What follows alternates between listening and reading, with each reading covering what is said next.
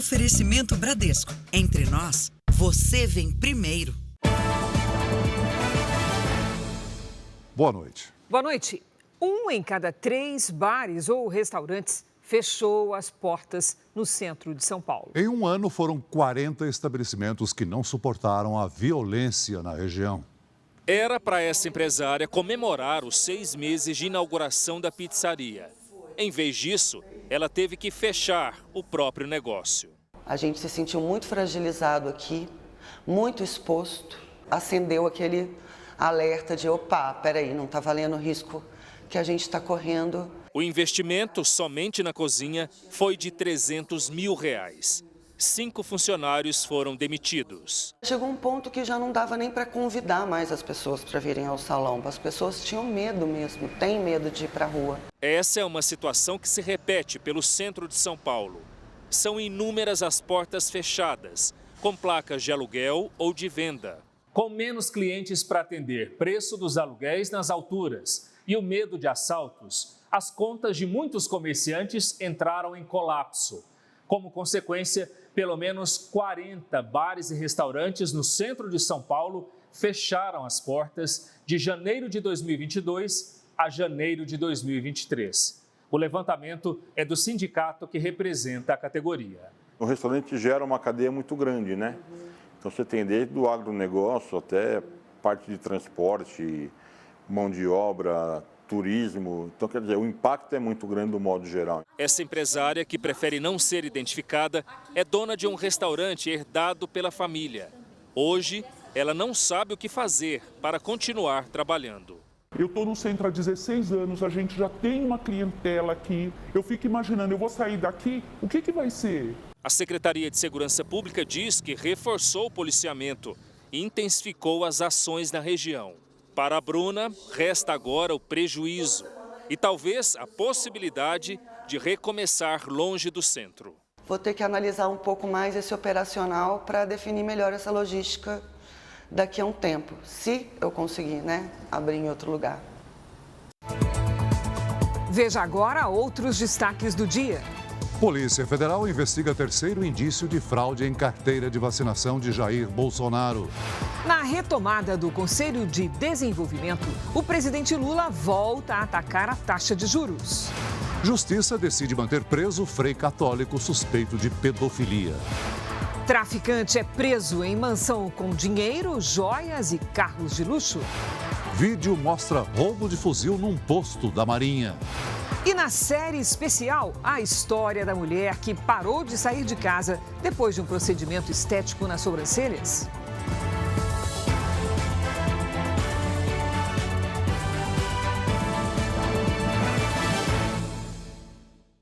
Oferecimento: Bradesco, cursos e soluções para organizar sua vida financeira.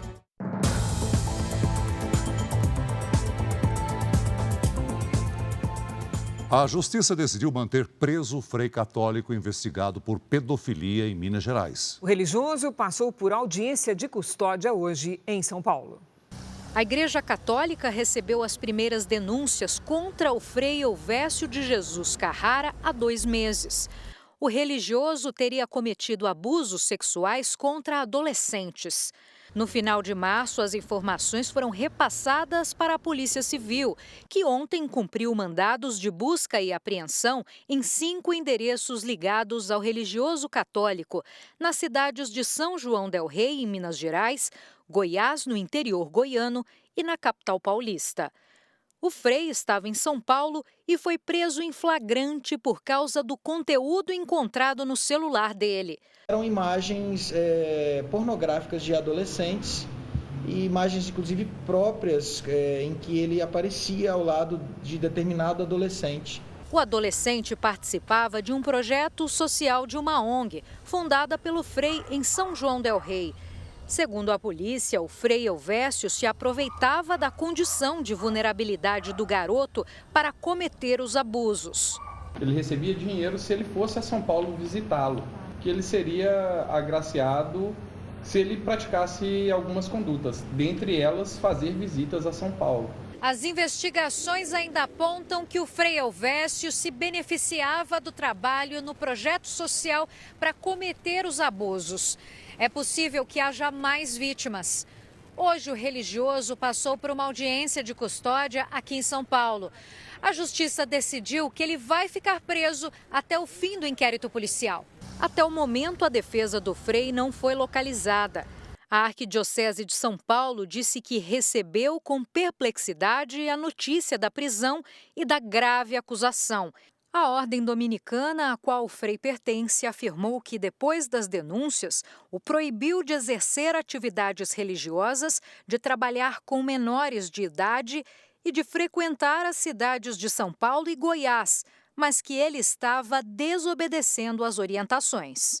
A ONG fundada pelo Frei não respondeu aos nossos questionamentos.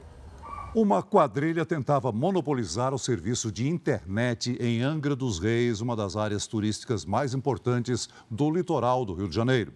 O esquema previa ainda a instalação de câmeras para monitorar a movimentação das forças de segurança. As buscas aconteceram em 14 endereços ligados à quadrilha. Polícia Federal! Os agentes da Polícia Federal cumpriram mandados de busca e apreensão no Rio, na Baixada Fluminense e em Angra dos Reis, no litoral sul do estado. Segundo as investigações, a comunicação no balneário badalado da Costa Verde virou alvo do crime organizado. Por lá, uma fornecedora de internet teria se associado a traficantes para ter o monopólio do serviço. Uma prática criminosa parecida já tinha sido identificada na zona oeste da capital. De acordo com a polícia, os criminosos retiram e danificam os equipamentos de outras empresas em troca de participação nos lucros. As investigações começaram em setembro do ano passado. Os agentes descobriram que, em troca do monopólio do serviço de internet, a empresa instalava câmeras em pontos estratégicos de Angra dos Reis. Com isso, o tráfico conseguia monitorar a movimentação dos policiais. Cabos e equipamentos de transmissão foram apreendidos. Os envolvidos podem responder por crimes como extorsão e lavagem de dinheiro. 12 pessoas foram presas em Goiânia, suspeitas de integrar uma quadrilha que fraudava seguros. Um dos suspeitos teria dado queixa de roubos inexistentes de 10 veículos em um período de apenas 2 anos. Os carros apreendidos no pátio da Polícia Federal teriam sido comprados pelo grupo criminoso com o dinheiro do golpe. O esquema consistia em simular o roubo de carros para receber o valor do seguro. Só um dos investigados deu queixa do roubo de 10 veículos em 2 anos. Ele embolsou R$900 mil. Depois de comunicado o roubo ou furto do veículo, o carro era destinado ao desmanche. A quadrilha lucrava com a venda de peças e depois com o recebimento do valor do sinistro. Até agora, 12 pessoas foram presas. A polícia apreendeu armas e munição. De acordo com o delegado, a ousadia era tanta que um dos suspeitos comunicou o roubo de todos os carros da empresa dele. É uma empresa de transporte, né? A gente acredita que essa empresa aí, ela seja uma empresa de fachada, né? Porque todos os veículos dela constam com furto. O grupo agia desde 2016 e pode ter dado um prejuízo milionário às seguradoras de todo o país. Uma grávida de 6 meses deu à luz uma bebê dentro de um carro na rodovia dos Imigrantes, na Grande São Paulo. O tráfego foi bloqueado para o pouso do helicóptero da Polícia Militar, que socorreu primeiro a criança e depois retornou para levar a mãe. As duas estão internadas em estado grave. A dona de uma joalheria foi morta hoje no Rio de Janeiro. Havia ao menos 14 marcas de tiro no carro de Cláudia Maria da Costa, de 51 anos. A polícia investiga o crime. Em Santiago, no Rio Grande do Sul, o pneu de um caminhão explodiu e matou o mecânico Vinícius Saldanha, de 29 anos. Ele chegou a ser socorrido, mas não resistiu. A Secretaria da Saúde de Goiás decidiu ampliar a vacinação contra a gripe para toda a população acima de 6 meses. Somente neste ano, 16 pessoas morreram vítimas do vírus influenza no estado. Uma terceira possível fraude na carteira de vacinação do ex-presidente Bolsonaro foi revelada hoje. A nova denúncia está em sigilo e foi comunicada hoje pela Controladoria Geral da União à Polícia Federal. Trata-se de uma suposta aplicação da vacina contra a Covid-19 no ex-presidente Jair Bolsonaro em 19 de julho de 2021, numa unidade de saúde em São Paulo. A Prefeitura da capital paulista chegou a registrar um boletim de ocorrência em 9 de janeiro deste ano, quando constatou no sistema da Secretaria de Saúde a suposta aplicação do imunizante em Bolsonaro, segundo fontes da Controladoria Geral da União. As informações sigilosas indicam que o registro foi inserido no sistema, mas nunca houve atendimento ao ex-presidente. Seria o terceiro registro falso feito em nome de Bolsonaro. As outras duas supostas fraudes ocorreram em Duque de Caxias, no Rio de Janeiro. A Polícia Federal já começou a perícia nos telefones apreendidos na operação. A polícia vai se dedicar também a uma segunda suspeita. Em uma das mensagens no celular do ex-ajudante de ordens de Bolsonaro, Mauro Cid, o ex-capitão do Exército, Ailton Barros, afirmou saber quem seria o mandante da execução da vereadora Marielle Franco. 2 homens estão presos acusados pela execução do crime, mas ninguém sabe ainda quem é o mandante. Tanto Mauro Cid quanto Ailton Barros estão presos desde ontem. A maioria dos presos se reservou o direito de ficar em silêncio para ter acesso aos autos e os advogados, enfim, poderem conhecer melhor a investigação, e certamente ele vai ser reinquirido, vai ser questionado sobre isso, assim como feitas as análises de todo o material apreendido, celulares, mídias, acesso a nuvens, perícias, outros interrogatórios que a gente venha a fazer. A defesa de Jair Bolsonaro reafirma que o ex-presidente não se vacinou contra a Covid-19 e que não teria motivos para falsificar o certificado de vacinação. As defesas de Mauro Cid e de Ailton Barros não responderam ao nosso contato. O Supremo Tribunal Federal formou maioria agora há pouco e decidiu cancelar o perdão dado pelo ex-presidente Bolsonaro ao ex-deputado federal Daniel Silveira. O repórter Clébio Cavagnoli tem os detalhes para a gente. Boa noite, Clébio. Olá, Celso. Boa noite a você, a Cris e a todos. 5 ministros seguiram o entendimento da relatora do caso, a ministra Rosa Weber. Para ela, o indulto deve desvio de finalidade. É o que acontece quando uma autoridade toma uma decisão que vai contra a Constituição. Acompanharam a relatora os ministros Alexandre de Moraes, Edson Fachin, Luiz Roberto Barroso, Dias Toffoli e Carmen Lúcia. Já André Mendonça e Nunes Marques votaram contra o entendimento. Silveira recebeu indulto no ano passado, depois de ser condenado pelo Supremo a quase 9 anos de prisão por incitar atos de violência contra os ministros da Corte. Em nota, a defesa do ex-deputado, que já está preso, classificou o julgamento como pão e circo. Celso, Cris. Obrigado pelas informações, Clébio. O ministro da Justiça, Flávio Dino, disse hoje que mais de 6.000 pessoas com armamentos de uso restrito que não foram recadastrados estão sujeitas à prisão. A Polícia Federal realizou uma operação em 17 estados contra donos de armas de fogo que estão em situação irregular. A ação acontece um dia depois do fim do prazo para o recadastramento. O ministro anunciou que a operação de hoje, batizada de Day After, vai ter novas etapas. O alvo da operação Day After, começada hoje, são exatamente CACs ou possuidores de mandados de prisão em aberto por vários crimes. Então essa, obviamente, é uma situação com uma contradição inaceitável. Nós já tivemos aqui, no que se refere a pessoas com mandados relativos a homicídio, roubo, furto, tráfico. Os alvos das próximas operações serão os donos das mais de 6.000 armas de uso restrito que não fizeram o recadastramento.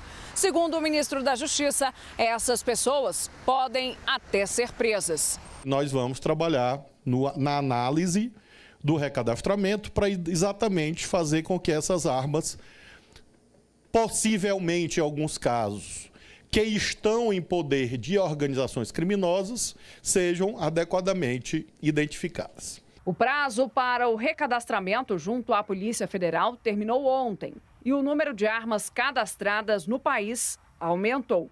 Mais de 933 mil armas de uso permitido e restrito estavam no sistema de gerenciamento de armas do Exército. Agora, são quase 940 mil armas. Quase 6.000 armas a mais. O general Marcos Antônio Amaro, novo comandante do Gabinete de Segurança Institucional, tomou posse hoje em Brasília numa cerimônia discreta. As atribuições do Gabinete de Segurança Institucional no governo Lula ainda estão sendo discutidas.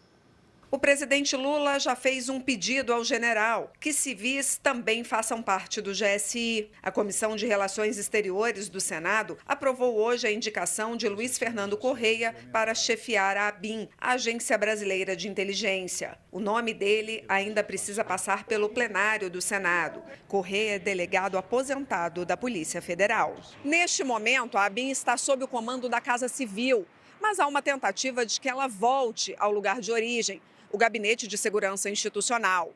Outro ponto diz respeito à segurança do presidente Lula. Hoje ela está com a Polícia Federal.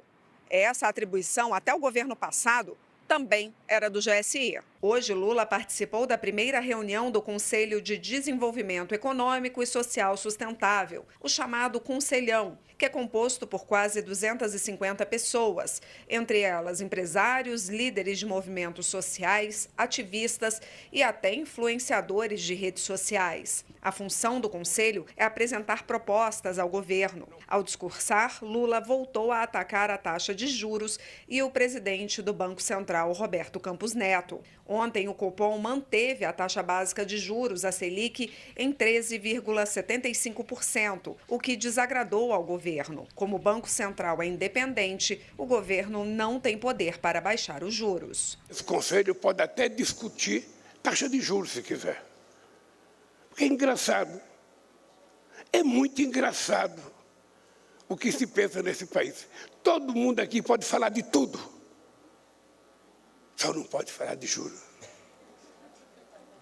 A federação, a Fiesp, precisa tomar muito cuidado para falar de juros. A Federação do Comércio, muito cuidado. As indústrias têxteis, muito cuidado. Todo mundo tem que ter cuidado. Ninguém fala de juros.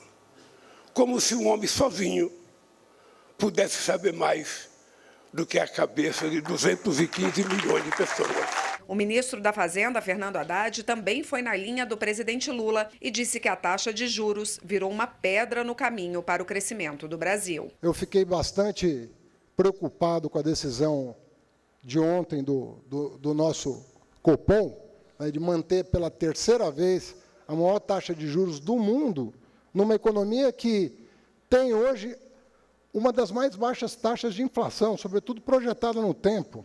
Mas, ainda assim, nós vamos perseverar em tentar harmonizar a política fiscal e monetária, vamos perseverar no diálogo com o Banco Central, vamos perseverar no diálogo com a sociedade, porque nós entendemos que esse é um tema muito importante. Vamos voltar a Brasília agora ao vivo, porque o ministro André Mendonça, do Supremo Tribunal Federal, STF, reconsiderou uma decisão da semana passada e validou o julgamento do Superior Tribunal de Justiça, o STJ, envolvendo o ICMS. A decisão vai permitir a arrecadação de 90 bilhões de reais para os cofres do governo federal. A nossa colega Narla Aguiar tem os detalhes. Olá, Narla, boa noite.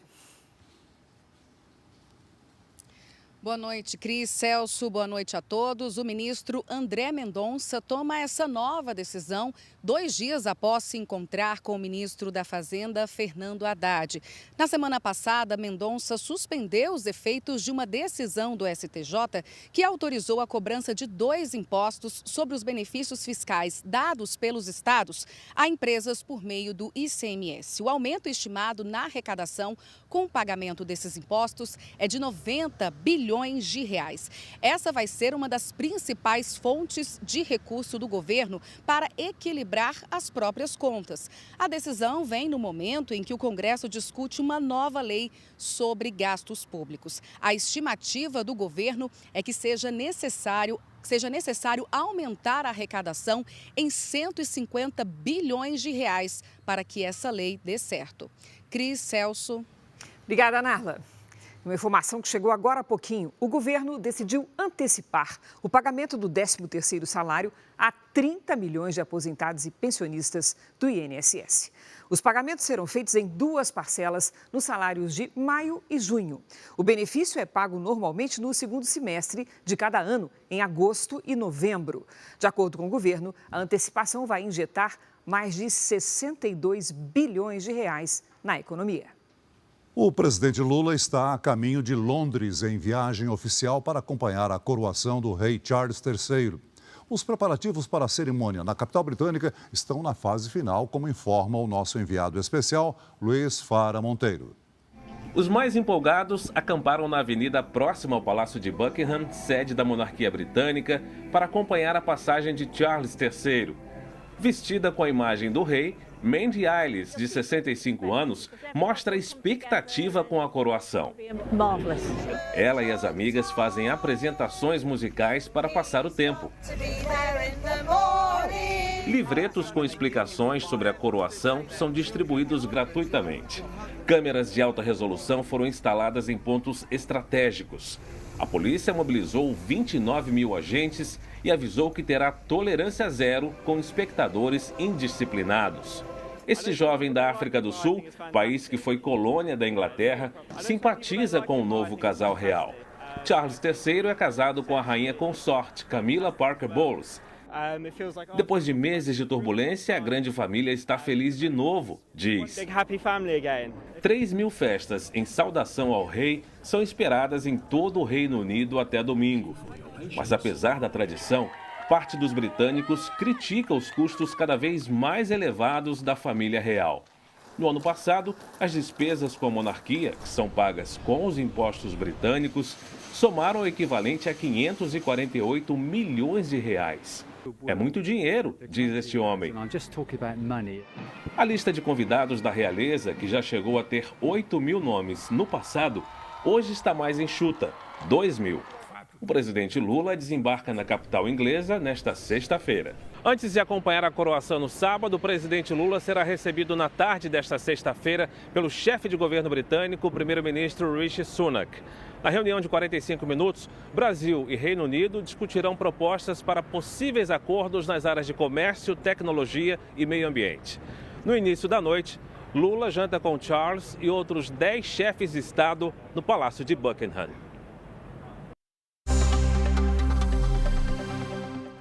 O Alto Comissariado da ONU para Refugiados estima que serão necessários mais de 2 bilhões de reais para ajudar 860 mil pessoas que deixaram ou querem deixar o Sudão.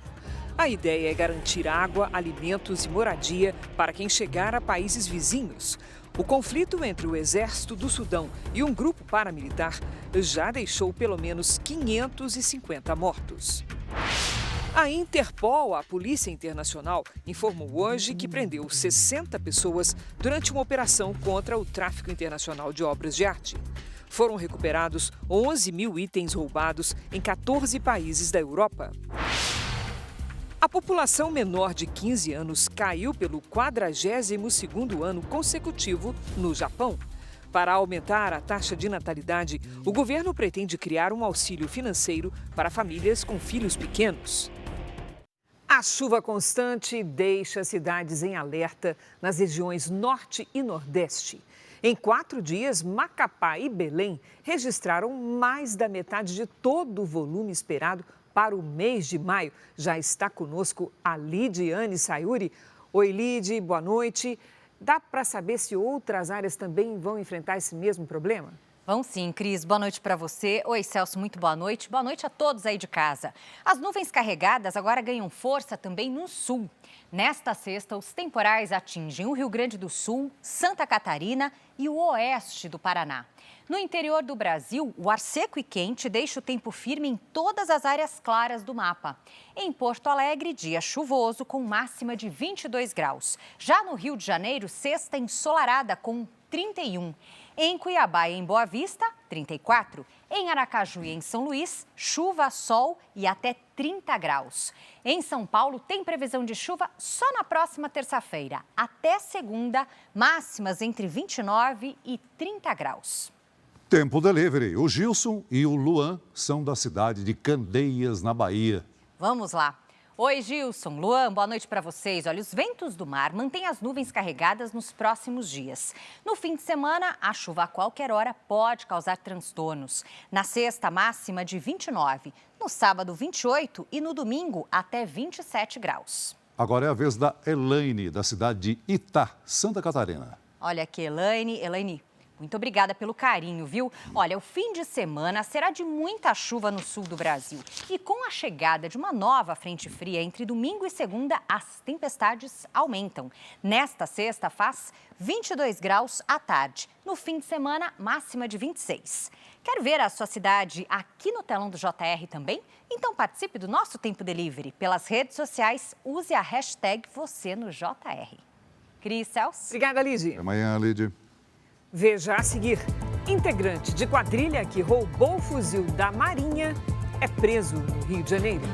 Nos Estados Unidos, médicos salvam a vida de um bebê com cirurgia ainda na barriga da mãe. O perigo da estética. Método para eliminar gordura do abdômen. Causa queimadura e deixa marcas.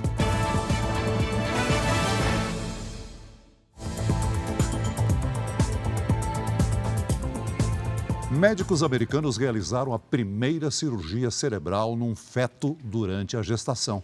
Os cirurgiões conseguiram corrigir uma deficiência na principal veia do cérebro do bebê.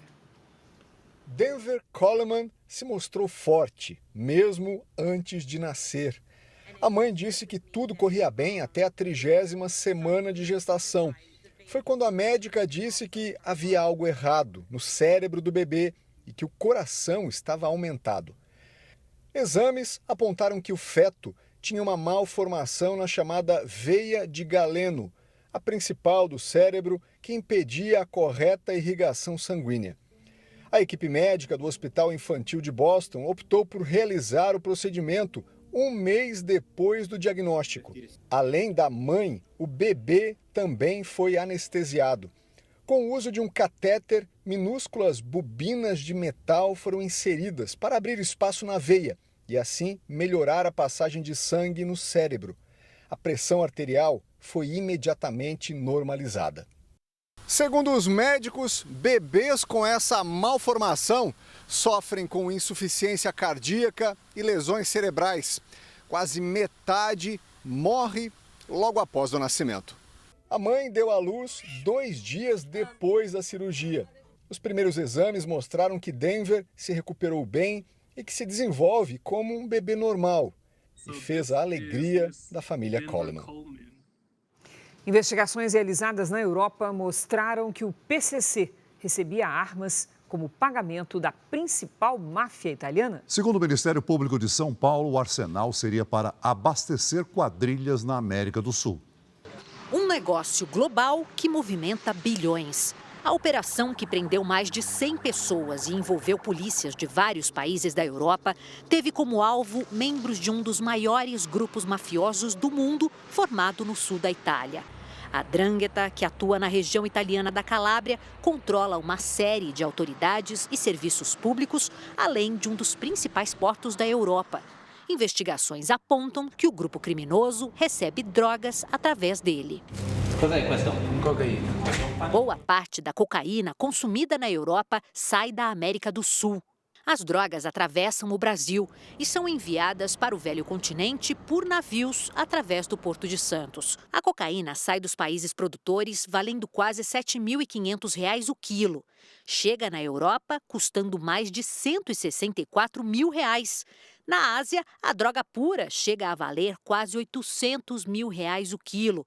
Um aumento de quase 10.000% em relação ao preço inicial. Segundo o Ministério Público de São Paulo, investigações apontam que as ligações entre a principal organização criminosa do Brasil e as máfias italiana e do leste europeu existem desde 2017. O controle do tráfico nos portos e aeroportos aqui do país colocou o PCC numa posição importante no comércio internacional de drogas. O PCC tem focado aí, tem se especializado no tráfico internacional para a Europa, né? É um negócio altamente lucrativo e de um risco muito baixo, né? Então, quando se prende alguém, normalmente, como numa operação como essa, você não consegue prender, por exemplo, os responsáveis, né, pela compra dessa droga. As investigações italianas mostram que parte do pagamento por remessas de drogas foi feita através de armas que pertenciam a um grupo terrorista paquistanês. O acordo foi intermediado por um dos chefes da máfia italiana quando estava foragido no Brasil. Rocco Morabito foi preso em João Pessoa em 2021 e extraditado para a Itália em julho do ano passado. No país europeu, ele cumpre uma pena de 30 anos de prisão. Para o promotor que investiga a principal facção criminosa brasileira há mais de 20 anos, as armas servem para abastecer quadrilhas em toda a América do Sul, inclusive no Brasil. Se for pago em armas, essas armas também têm um valor comercial, elas podem virar dinheiro e, inclusive, propiciar para que integrantes do PCC não só façam a proteção armada desses pontos de tráfico, mas também pratiquem, se envolvam nesses grandes roubos a empresas de valores que têm acontecido no Brasil.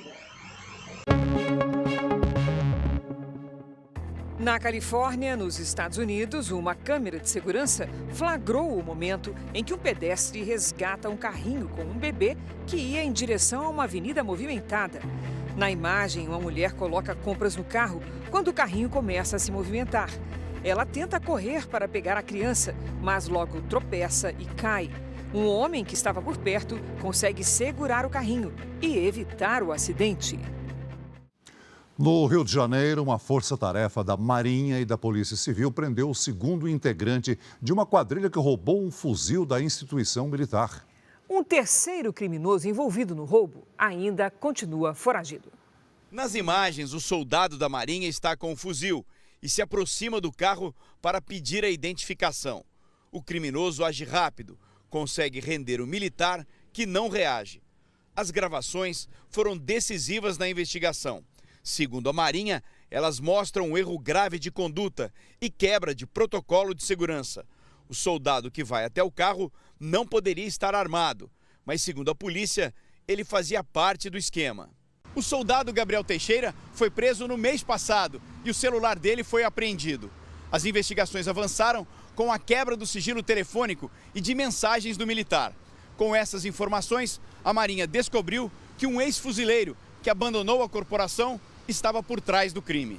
Nessa madrugada, os militares da Marinha e os policiais civis foram em busca de Thales Gonzaga, principal suspeito do roubo do fuzil.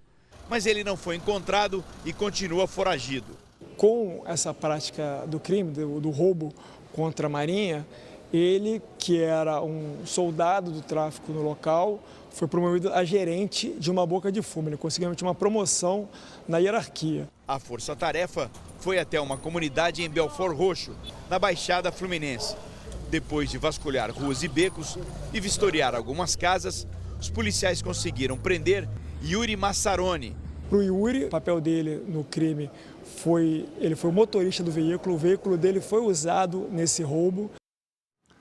A polícia de São Paulo investiga uma quadrilha que falsificava óleo automotivo de marcas conhecidas. Usar um produto adulterado pode causar sérios danos ao veículo. Os agentes encontraram nesse galpão em Guarulhos, na Grande São Paulo, toda uma estrutura montada. Mais de 20 mil litros de óleo lubrificante automotivo sem procedência foram apreendidos em embalagens de marcas conhecidas no mercado. Nós estamos falando aí de cerca de 14 mil litros de óleo que eram produzidos diariamente ali, envasados, melhor dizendo, ali. E a pessoa não apresentou as licenças pertinentes, como, por exemplo, a licença da ANP, que é a Agência Nacional de Petróleo. 5 funcionários foram levados para prestar depoimento. Os suspeitos podem responder por crimes contra a ordem econômica, tributária e também contra o meio ambiente. A gente verificou que havia um local ali que possivelmente estaria havendo um escoamento de óleo para a rede de esgoto. Então, com uma produção nesse volume, a gente consegue imaginar o dano ambiental que esse pessoal pode estar causando. Não é nada fácil identificar quando o óleo lubrificante é adulterado. O consumidor muitas vezes acaba fazendo opção pelo preço mais baixo que é oferecido, mas pode estar colocando em risco o funcionamento do motor do veículo. Por isso, especialistas recomendam comprar o produto em locais com boa referência. Acompanhamos os testes feitos em laboratório por um engenheiro mecânico do Instituto Mauá, em São Paulo. Ele usou amostras de um óleo original para explicar a diferença com um adulterado. Você pode ter contaminantes que vão começar a corroer os componentes do motor. Você pode ter falta de aditivos de redução de atrito, redução de espumante, redução de dispersantes, que pode também impactar no desempenho do óleo e pode danificar o motor a curto e médio prazo. O óleo apreendido na operação da polícia vai passar por uma perícia para identificar a composição do material falsificado. Uma pesquisa divulgada hoje mostra que, nos últimos 3 anos, quase dobrou o percentual de estagiários, que são os únicos responsáveis pelo sustento da família. 7 em cada 10 estudantes ainda disseram que precisam ajudar nas despesas de casa. As luvas e o pincel são para fazer um trabalho delicado. Uma das tarefas do Caio é no borboletário do Museu Catavento, em São Paulo, encontrar e recolher nas plantas as lagartas, futuras borboletas, para se desenvolverem em segurança. É a chance do estudante de biologia acompanhar na prática o que aprende nas aulas da faculdade. Quando você passa a estudar botânica, você tem a parte teórica, é aprender como funciona. Agora, na prática, para você ir no campo fazer coleta desse tipo de material, é totalmente diferente. Tem muita gente que, pelo primeiro contato de um estágio, já pensa em mudar de área. O museu tem mais de 140 estagiários e a participação deles faz diferença. Eles trazem tanto energia quanto curiosidade nos assuntos, a forma que eles transmitem esse conhecimento para o público é muito engajado, desperta o interesse do visitante que está ali prestando atenção no conteúdo que eles estão passando. No dia a dia do estágio, o Caio dá os primeiros passos para começar a carreira que escolheu. É a experiência que vai ajudar a encontrar uma oportunidade quando ele estiver formado. E não é só o aprendizado que é importante aqui para ele. Fazer o estágio também é uma necessidade financeira. Ele divide com a mãe as contas da casa. Moramos apenas minha mãe e eu, e ela é aposentada. Então, o dinheiro que eu recebo do Catavento como auxílio é de suma importância na nossa vida. Ajuda a pagar as contas de casa, uma ração para os cachorros que de vez em quando falta. Em uma pesquisa com quase 11 mil estudantes, 7 em cada 10 disseram que usam o valor da Bolsa Estágio para ajudar nas despesas da família. De cada 10, 1 precisa ainda mais do dinheiro, porque banca sozinho as despesas da família. O percentual de estudantes nessa situação quase dobrou de 2019 para cá. O aumento pode ser atribuído à crise no mercado de trabalho. As vagas são essenciais para seguir em frente e criar um futuro melhor. Que ele estar inserido dentro de uma empresa materializa para ele a oportunidade, o quanto que ele pode, através daquela primeira experiência, ser uma mola que traz toda a sua família para um outro norte, né? Então, que os filhos desses estagiários, com certeza, vão ter mais oportunidades que as suas famílias tiveram, né? Veja a seguir, traficante é preso em mansão de R$2,5 milhões no Ceará. Taiwan treina civis para eventuais ataques da China. A seguir, na série especial dessa semana, procedimento estético que promete eliminar gordura causa queimaduras de 2º grau.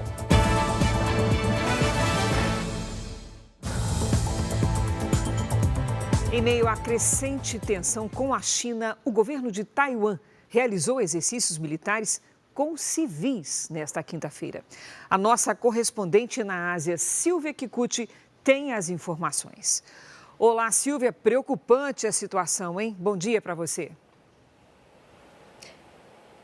Olá, Cris. Olá, Celso. Boa noite a todos aí no Brasil. Realmente bastante preocupante. A intenção é se preparar para possíveis ataques chineses. A simulação contou com prédios em chamas e cenários de bombardeios. A medida faz parte do exercício de defesa civil que acontece todo ano para treinar a população para situações de emergência e desastres naturais.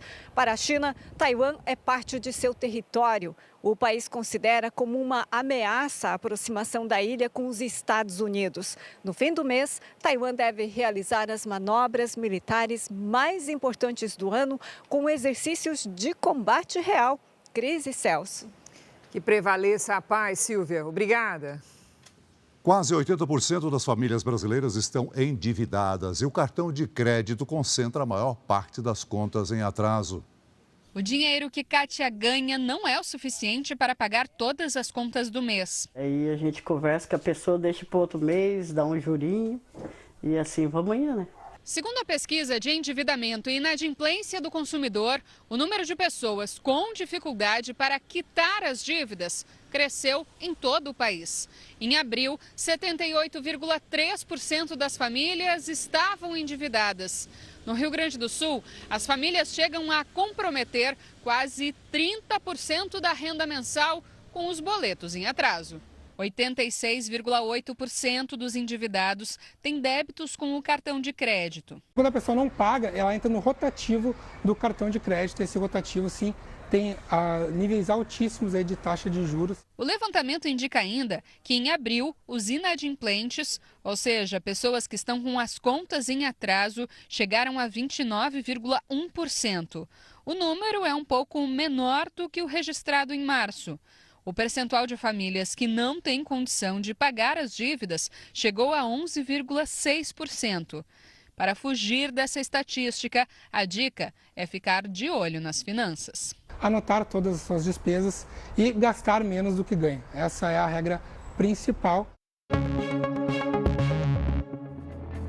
O vídeo feito por estudantes mostra a van escolar em alta velocidade circulando com a porta aberta em Itaberaí, Goiás. No veículo havia crianças e adolescentes. Segundo a prefeitura da cidade, a van já foi consertada e a empresa responsável foi notificada e advertida. Em outro flagrante, feito em Terra Alta, Pará, alunos são transportados na carroceria de um caminhão sem nenhuma segurança. O improviso aconteceu após o ônibus escolar ter tido um problema mecânico. A prefeitura disse que vai apurar o caso. 28 pessoas foram presas hoje em uma operação contra o tráfico internacional e interestadual de drogas. Os investigadores descobriram que os criminosos lavavam o dinheiro com a compra de imóveis de luxo em Santa Catarina. Polícia! Polícia! A polícia foi às ruas em 8 estados. Os alvos eram criminosos que usavam o porto de Paranaguá, no litoral do Paraná, para enviar cocaína para a Europa. Os tabletes com a droga eram escondidos no casco das embarcações por mergulhadores da quadrilha, o que levou a direção do porto a fazer mudanças na fiscalização. A Receita Federal tem buscado escanear novamente na hora que ele vai embarcar no navio. Então, eles passaram a burlar essa fiscalização que era feita na entrada do porto, entrando com a droga em cabines de caminhões e outras formas. Foram apreendidos mais de 2 milhões de reais em dinheiro vivo, joias, carros de luxo e armas. O sequestro de imóveis e o bloqueio de bens dos investigados totalizaram um valor estimado em R$1 bilhão, segundo a polícia. As investigações revelaram que a organização tinha uma estrutura logística complexa para cuidar da produção da cocaína no exterior e o ingresso no Brasil. Aqui no país, cuidavam ainda da distribuição interna e do envio de carregamentos ao exterior pelo mar. Para disfarçar o que ganhava com o tráfico de drogas, a quadrilha comprava imóveis de luxo. Apartamentos e mansões em Santa Catarina eram pagos com altas quantias de dinheiro em espécie. A operação foi feita pela Polícia Federal, Receita Federal e a Polícia Civil do Paraná. 3 pessoas continuam foragidas. Foi preso hoje no Ceará um homem apontado como um dos principais traficantes de drogas do Brasil. Conhecido como Padrinho, ele lucrava no mínimo R$700 mil por mês com a venda de cocaína. A operação ocorreu em 6 estados e no Distrito Federal. O principal alvo era Cícero da Silva Oliveira, de 44 anos, condenado por tráfico de drogas e associação criminosa. Ele e a mulher foram presos numa mansão num condomínio de luxo em Juazeiro do Norte, no Ceará. Cícero é apontado pela polícia como chefe de uma organização criminosa. Ele começou a ser investigado em 2021 no Distrito Federal. Com base em investigações de lá, mas que tem desdobramentos aqui e que pode desencadear processos e investigações aqui também. Os investigadores analisam remessas de valores de vários estados brasileiros para Cícero, que tem o apelido de Padrinho. Na casa dele foram apreendidos dinheiro, joias e veículos de luxo. Estes são avaliados em mais de R$1,5 milhão de reais. Uma motocicleta era utilizada como decoração na sala da mansão. Segundo as investigações, a organização criminosa lucrava no mínimo R$700 mil por mês com a venda de cocaína. Num período de 12 meses, um integrante da quadrilha chegou a fazer depósitos que totalizam R$3,5 milhões numa agência bancária de Ceilândia, no Distrito Federal. De acordo com a polícia, Um dos objetivos da operação é enfraquecer a estrutura financeira da organização criminosa. Hoje o objetivo aqui foi interromper a atividade de uma organização criminosa altamente estruturada, altamente capitalizada. A defesa de Cícero não quis comentar o caso. Mulheres que sentem vergonha de mostrar o rosto, outras que não gostam da barriga. Na reportagem de hoje da nossa série especial, você vai conhecer a história de pessoas que se arrependeram de procedimentos estéticos. Como a técnica de enfermagem que quase parou de sair de casa por causa de uma pintura definitiva mal feita nas sobrancelhas. Hoje, 2 anos depois, ela ainda faz tratamento para reverter o resultado.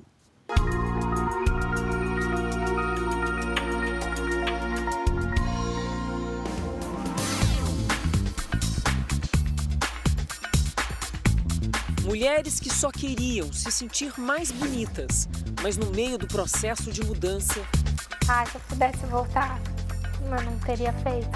Me arrependi amargamente. Falei, meu Deus, e agora? A vaidade, na medida, sempre foi uma virtude para a Elisângela. Mas sempre quando se olhava no espelho, faltava algo. Talvez um reforço nos traços da sobrancelha, que costumava deixar o rosto para baixo. Aí eu comecei a procurar. Quem sabe eu não consigo fazer uma sobrancelha legal, mais levantada, um pouco mais grossa, onde me dê um olhar mais elegante e atraente. Para conciliar o sonho de uma sobrancelha poderosa com o preço que poderia pagar, há 5 anos, resolveu procurar uma esteticista do bairro para fazer a chamada sobrancelha definitiva. De primeiro momento, eu achei muito bonito, que ficou, nossa, fiquei muito bonita, adorei. Só que aí, conforme o tempo da cicatrização, foi mudando os traços, foi mudando o formato, e aí eu percebi que não ficou da forma que realmente eu gostaria que ficasse. Há 2 anos, Elisângela decidiu se submeter a um novo procedimento, mais moderno, a micropigmentação, para tentar amenizar o problema. O novo procedimento não apagou o antigo e, de maneira inacreditável, criou uma nova linha, formando uma bifurcação nas sobrancelhas. Mexe com a sua autoestima, né? É como se estivesse violentando uma parte do seu rosto, né? Uma cicatrização que vai ficar por muito tempo. Essa dermopigmentadora já viu de tudo e alerta. Dependendo dos produtos e técnicas utilizados e profissionais não qualificados, o resultado pode ser traumático. Causa depressão, pessoas que não saem de casa, pessoas que perderam o marido, sabe? Que não querem sair, perderam o emprego, não foram mais. A Magna também vive um drama parecido, depois de tatuar no rosto uma sobrancelha que virou motivo de depressão. Todo mundo que olha para mim vê a minha sobrancelha, né? Porque o fato dela estar bem escura, ela já vê de longe. Para tentar disfarçar as falhas do procedimento, ela desenha todos os dias novas sobrancelhas com maquiagem. Então, para ficar tudo igual, eu tive que passar um lápis. Hoje em dia, um dos tratamentos mais eficientes para a retirada da chamada tatuagem definitiva ou micropigmentação tem sido o laser. Para alguns pacientes, os bons resultados já aparecem logo na primeira sessão. Mas no caso da Elisângela, por conta da profundidade dos traços, o tratamento vai durar um pouquinho mais. Quando tem essa dificuldade é porque chegou a terceira camada da pele. O outro erro é o pigmento, usar um pigmento totalmente inadequado.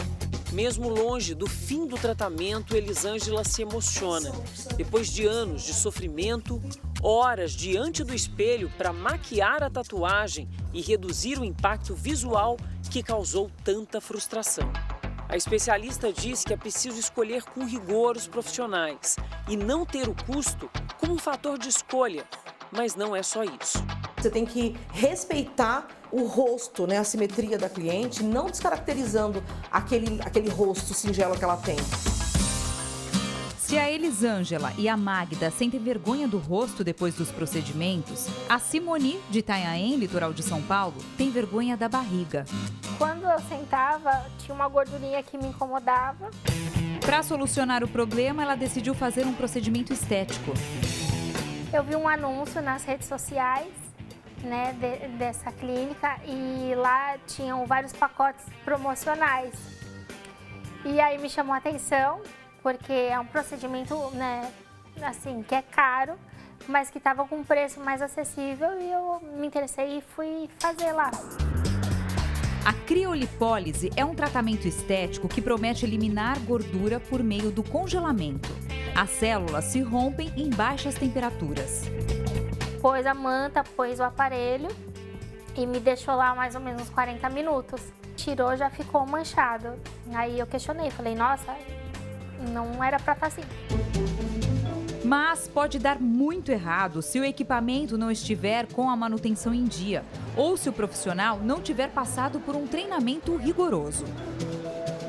É super importante procurar um profissional que seja habilitado, sempre buscar referência, né? Ver alguém que já fez procedimento naquela clínica com aquele profissional, evitar essas propagandas que às vezes vêm em mídia social. Além disso, tem clínicas que, para baratear os custos, reutilizam a manta que fica entre a pele e o aparelho, o que é proibido. E no dia que eu fui, eu achei esquisito porque ela já veio com a manta aberta. Então você viu que, não sei se foi reutilizada. A veterinária sofreu queimaduras de 2º grau na barriga. Ela e o marido decidiram entrar com uma ação na justiça, que condenou a clínica a pagar R$10 mil por danos materiais. A clínica onde a Simoni fez o procedimento ficava na capital paulista e nem existe mais. Mudou de nome e endereço. Agora, ela e a família moram aqui no litoral sul de São Paulo. Adoram praia. Todos são surfistas. O problema é que, por causa da marca que o procedimento deixou, Simoni não tem mais coragem de usar biquíni, nem mostrar a barriga. Se eu pudesse voltar atrás, eu não teria feito. Você acha que beleza tá no quê? Tá na felicidade, em surfar, em tomar um sol, em curtir a família.